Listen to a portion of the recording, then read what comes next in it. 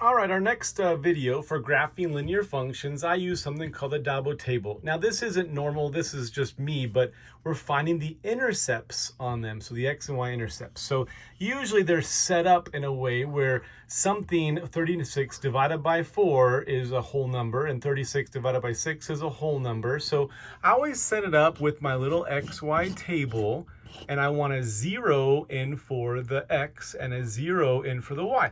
So I do it one at a time. So I put my finger over the x's and I think to myself, what times -6 gives me 36? Or I divide by that -36 and I get a -6. So I'm going to divide by -6 and that gives me -6. Or -6 times -6 gives me 36, right? So what about if I cover up the 0 now for the y, I cover this part up and I just look at 4x equals 36. So what number times 4 gives me 36? Okay, well that's a 9, so I know that 4 times 9 is 36, so there's my 9. So now I have the two intercepts, and so I can go left and right 0, down 6. 1, 2, 3, 4, 5, 6. And then 9 to the right, 1, 2, 3, 4, 5, 6, 7, 8, 9. And then I have my line. Let's try that again. So I always set it up with an x, y, and I'm going to find my two intercepts, which is the lines, the dots on the line on these x and y axis. So I cover up the x first. This is 0 is x, so I cover up the x first, and I think to myself, what times 3 gives me -18? Or I could just divide by that 3 over. So if I divide this 3 over 18 divided by 3 is a -6. I do the same thing with the y equals 0. So I cover up that one right there and I say, what times -2 gives me -18? Or sorry, negative 9 gives -18. I said the answer. So 2 is the answer there. So I know that -9 times 2 gives me -18.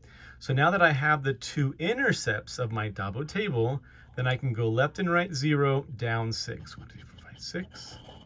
And then right 2.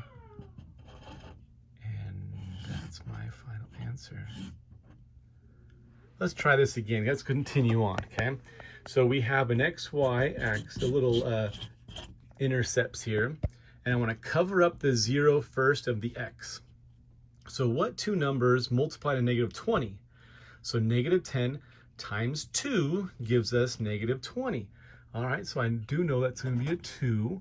And then let's cover up the 0 for the y now. So I cover up that one, and I think to myself, okay, 5x equals -20. What does x have to be? Well, if I divide it by 5, then I get -4, and that's going to be my -4 there. So I go 0 left and right and 2 up, and then -4 to the left.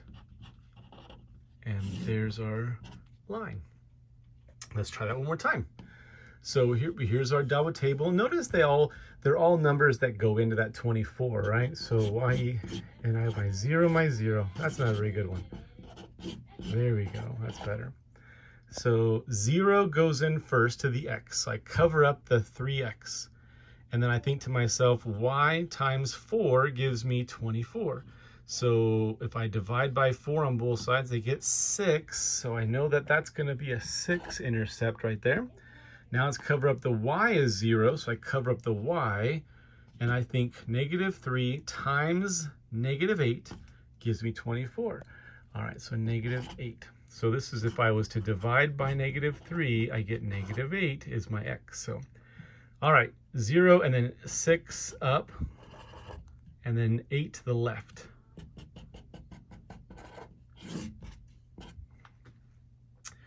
Okay, so what did we learn here?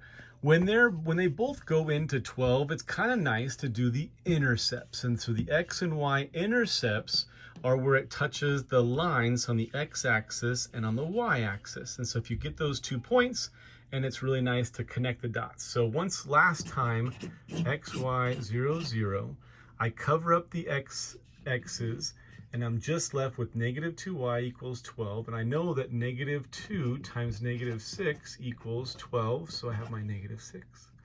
I cover up my y this time because y is 0. So I cover up my y's, and I see that 6 times 2 equals 12. So I go left and right 0, down 6,